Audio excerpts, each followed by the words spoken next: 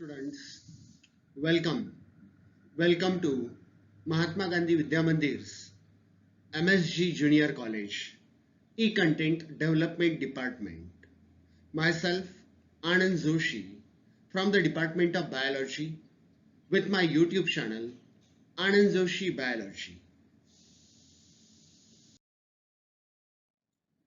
We are in chapter number 1, that is Living World. And in this chapter, during our first video, we have studied the characteristics of the living world. And once we understand that characteristics of living world, the second part of this particular chapter, it is taxonomic aids. In taxonomic aids, we are going to see the four basic concepts. The first one, it is herbaria. The second one, the museums. The third one, it is in the form of botanical gardens. And the fourth one, it is in the form of biodiversity parks. Now, living world consists of amazing diversity of life forms living together in tandem, in harmony. They are working on a simple principle of live and let live. Now, to study the great diversity of living world, we require some taxonomic help, some taxonomic aids to identify, classify and study the variety of living organisms.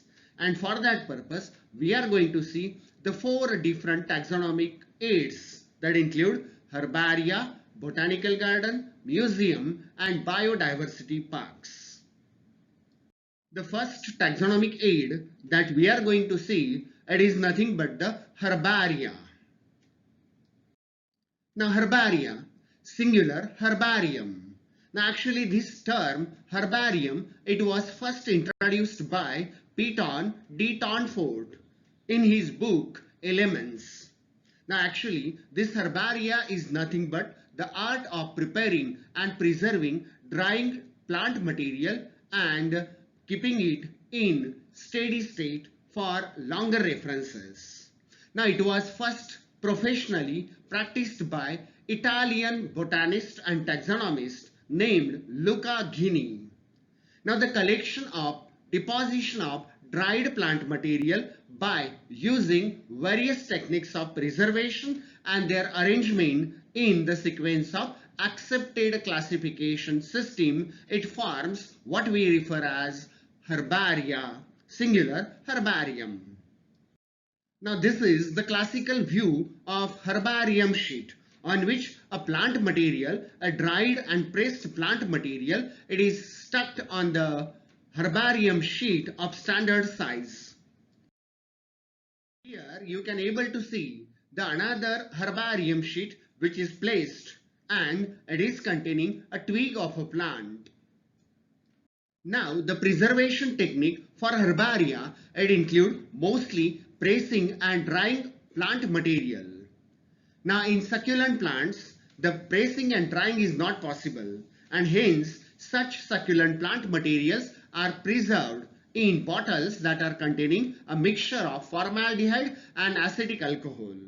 Now herbarium technique, it includes collection, drying, poisoning, mounting, stitching, labeling and deposition of plant material for future references. Now classically, herbaria can be divided into three major categories. The first one, the largest one, it is called as regional herbaria. Then second, it is the local herbaria, and even it may be a very small herbaria of educational institute like our college itself.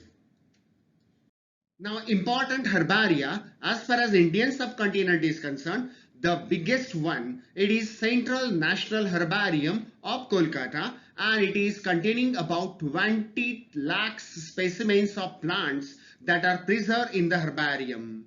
The second one is the Botanical Survey of India Herbarium that is containing around 5 lakh different species of herbarium plant that are kept for studies. Then Herbarium of Forest Research Institute at Dehradun and it is containing almost all 30 lakh species or specimen of herbaria. Then it is followed by Herbarium of National Botanical Garden, which is situated at Lucknow, and it is containing around 80,000 plant specimens which are kept in the herbaria. Then the South Circle Herbarium, Coimbatore, Tamil Nadu, and it is around 1,90,000 specimens of plant that are kept in the herbaria. It is followed by the Eastern Circle Herbarium, which is located in the Shillong, Meghalaya, and it is possessing 1,50,000 specimens of plant material. Then comes the Western Circle Herbarium, which is located in Maharashtra, Pune, and it is containing around 1,20,000 specimens in the form of herbaria. Then the Central Circle Herbarium, Allahabad, it is containing 45,000 specimens of herbaria, followed by the Northern Circle Herbarium, and this Northern Circle Herbarium, it is at Ghaziabad, and it is containing 60,000 specimens of plants. And the last one, Blatter Herbarium, which is located in Mumbai, and it is almost 1 lakh specimens which are kept for studies in Blatter Herbarium, Mumbai. So these are the different very famous, world famous herbaria as far as India is concerned. The second taxonomic aid that we are going to study, it is obviously the botanical gardens. Now botanical garden, actually it is a garden dedicated to the collection, cultivation, preservation and display a wide variety of plants labeled with their botanical names. It is said to be the botanical garden. Now the places where plants of different varieties from different parts of the world are grown in scientific and systematic manner in vivo condition, in living condition, is also referred as botanical gardens. Now the plants that are fixed with plates containing their botanical names, information about the locality from which it is collected as well as their systematic position are attached to the plants. Now this is the photograph from beautiful botanical garden which is there in the Milan, and that was established by Luca Ghini, the person behind the idea of botanical garden. Now this is another photograph from the same botanical garden, and it was established by Italian botanist, that is Luca Ghini, at Pisa, in the University of Pisa in Italy. The botanical garden, world famous botanical garden, is present. Now this is the picture from University of Pisa in Italy, and it is the place where the first botanical garden, it was established by Luca Ghini. Now another world famous botanical garden is in Kew, that is in Britain, England, and it has collection of more than 30,000 specimens in bottles and more than 7 million herbaria. Another example of botanical garden, it is in India, that is in Kolkata, and it is famous for around 255-year-old banyan tree. It has been world record behind it. And the origin of botanical garden in most of the countries is from garden and parks that are developed around the human civilization during different periods.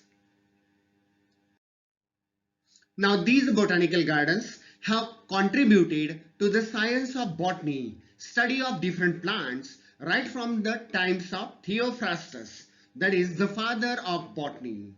Now actually today International Association of Botanical Garden, that is IABG, is worldwide organization which is affiliated to International Union of Biological Sciences, that is IUBS, is looking after the botanical gardens worldwide. Friends, next thing, it is going to be the importance of botanical garden in our studies.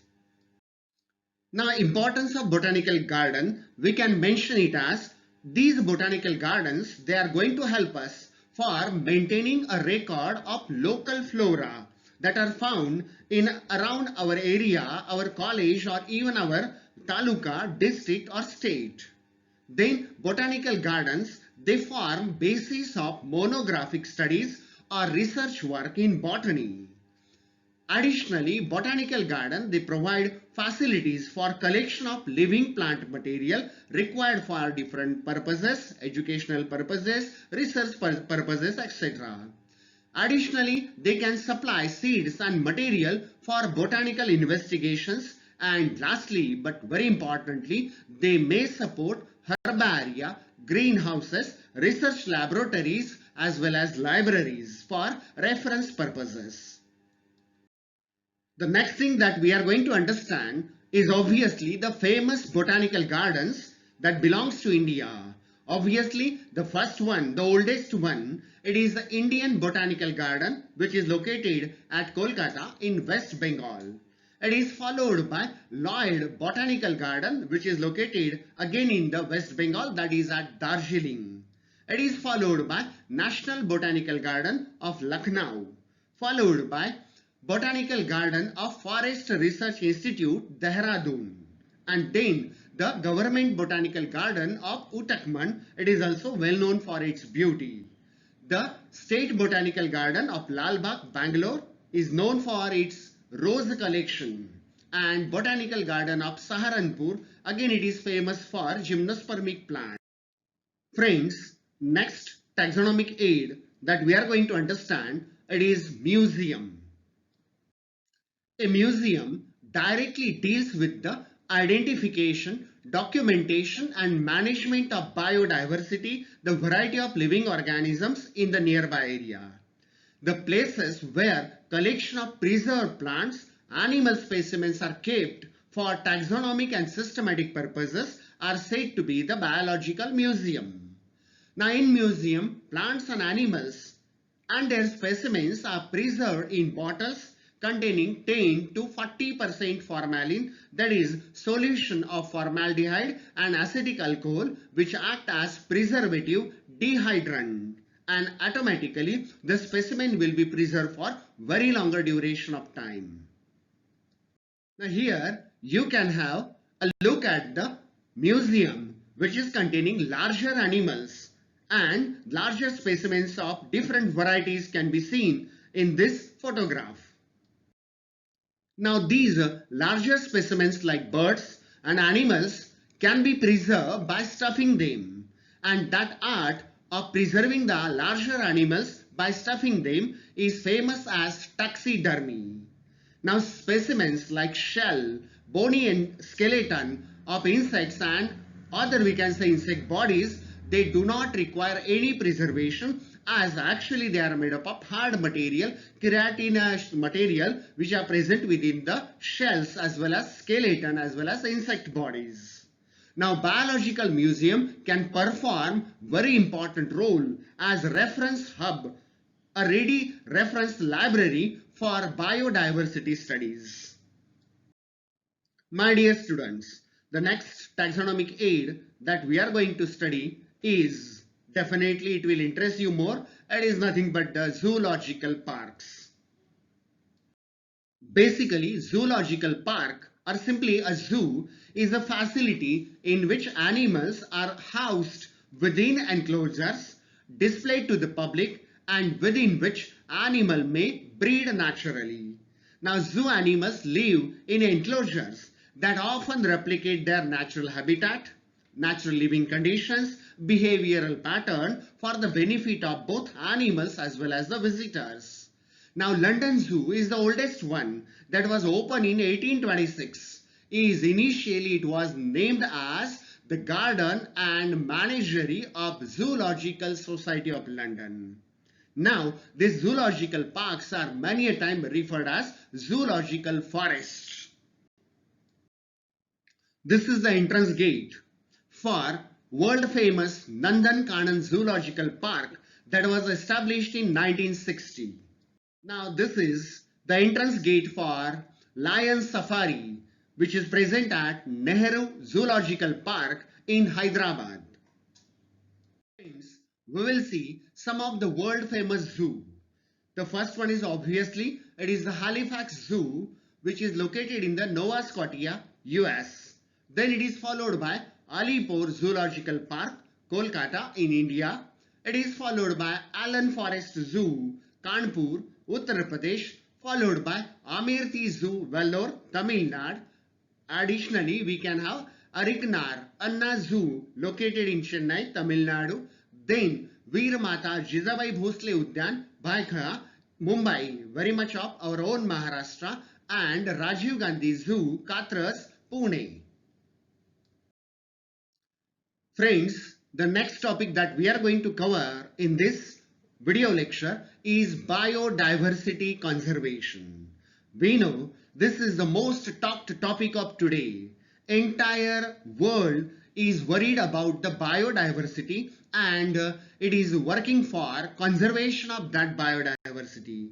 Here in this topic, we are going to understand the basic concept behind biodiversity conservation.